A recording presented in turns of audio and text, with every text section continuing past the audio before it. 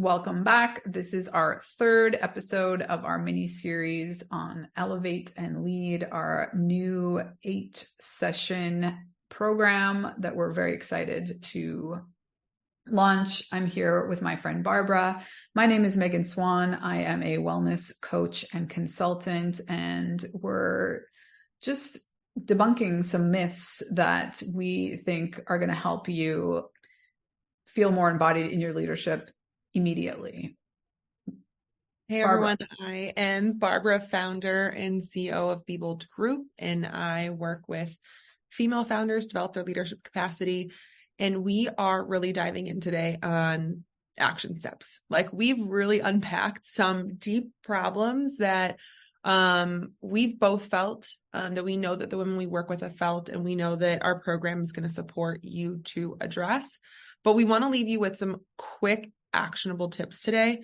And one of the things we talked about in the last episode, if you haven't listened to it, go listen to it immediately, is this idea of leaving emotions at the door.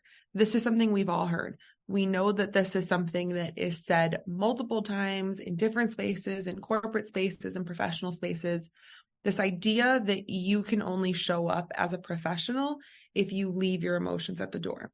And both Megan and I are here to tell you that, one, that's a lie.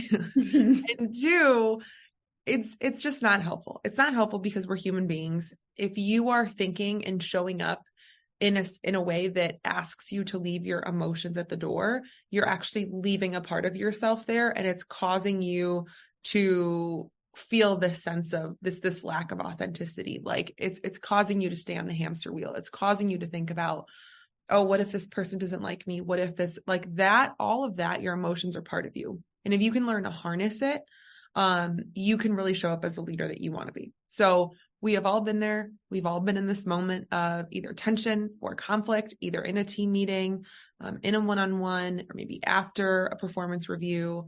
And you're not feeling good. Like, you don't feel good. Your anxiety is like peaking. You can feel yourself shifting. And we really want to recenter ourselves in this mindset of you can do things in the moment to come back and to harness that. So Megan, I am, pretend I'm in this moment. Tension is high. I just finished this team meeting. What do I do? Yeah, for sure. Well, I think I have like 3 tangible ideas right off the go. But first, I just wanted to say on what you were saying, it's just this narrative that I think promotes us to being disconnected to the work that we're doing or to the interactions that we're having. And ultimately, that's going to be extremely damaging to our mental, physical well-being in the long run, where we're just feeling completely disconnected to our day-to-day. So it's channeling these feelings. It's giving space for them. It's finding ways to express them, not only so because, feelings and emotions are, emotion, energy in motion, and the body keeps score. Brilliant book. Highly recommend. So over time, if you're just blocking these emotions from escaping from your system, if you will, it's really going to cause both mental and physical issues, anxiety in the moment, sure, but in the long term, there really can be this negative buildup. So one is journaling, and maybe in that exact moment you don't have the space, but you can take it home with you, or develop a daily practice of just, free conscious flow. It doesn't need to make sense. You're not going to edit it. You don't even need to reread it. In fact, if it makes you feel more comfortable, you can burn it afterwards, just like full. And here, what is important is it's paper to pen, because when we're actually writing things down, it's crossing both hemispheres of the brain. It's much more powerful. So, maybe you need to embrace your inner bratty teenager and just, go at this individual and just get it all out. So instead of you pretending that you don't actually feel that way about the situation or the individual, and, holding different emotions. We, as humans, we're very complex. You can literally love and hate a situation Mm-hmm. and someone, like it's from where you're coming at it. So when we allow ourselves to feel all of these emotions and give ourselves permission and compassion, it's so freeing. And, it doesn't mean that you're a bad person, that you're not liking a situation or an individual so the journaling.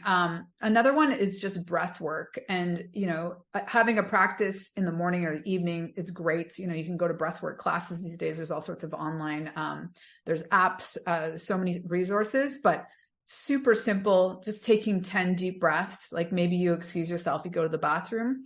When we are embodied and you can't take deep breaths without being embodied, you're going to have a lot more clarity of like what you're actually feeling or what is the most important thing to express in this moment in time, instead of getting caught up in sort of the more elevated, the sting of the situation, if you will.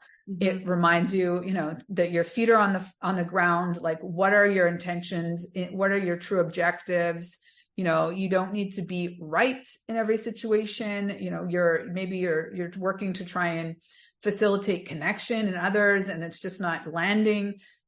Go back. It'll help you go back to your sort of purest intentions and desire in that moment in time. So journaling, bathroom, breathe session, breath work, and really just, it can be as simple as in that moment, taking a pause. I think particularly as women, when things seem like they're going awry, we just sort of like, it's like a verbal, just like random things come out of our mouths because we feel like we have to fill the space. Yeah. And we don't feel comfortable, like I think most men do, just taking a minute to gather our thoughts and be like, that can include a deep breath or whatever. But the point is, like, it just filling space with random words and feeling like the additional pressure that you need to have the answer in this exact moment is so unproductive, right? Yeah. So it might be, you know what, this has been really interesting. I'm going to have to get back to you tomorrow or next week. Like, give yourself that boundary.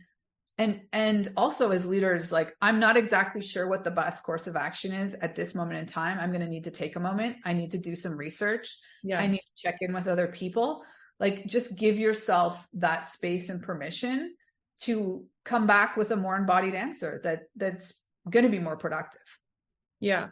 I love that. I love my takeaway from that is even the word permission, and like, not just even filling the space, but how many times have we had something or a situation that made us uncomfortable, and then we go and start doing 10 other things? Like, you don't do that.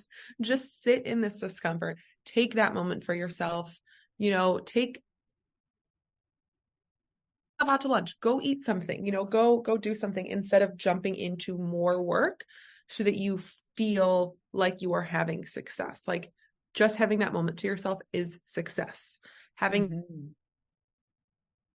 with you, like, you just yourself and your thoughts and your opinions, and gather yourself. We need those moments. And Megan, you bringing up the idea of permission, I think was so powerful, because we really don't. We think that we have to constantly go, go, go. And I think it's important to just pause, be with yourself. And when we're thinking about growth and we're thinking about stepping into this next level, it requires so much discomfort, and it requires so much change, and it requires so many of these feelings of, I don't know if this is right. I don't know if, like, this is new learning. These are new conversations, new people. And there are going to be so many of these moments where it doesn't feel good initially, and knowing that that's okay, having that moment for yourself and then continuing to dive back in is so much more impactful than just feeling awful and terrible and plowing through it anyways. Because it's going to come up in your body, at some point.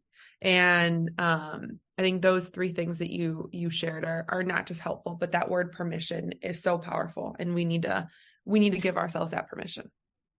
Yeah. And as good leaders, recognize when an individual on your team also needs, maybe can't give themselves that permission, but you Yes. give them that space. It's like, you know what, I can see you need to take a moment. Totally fine.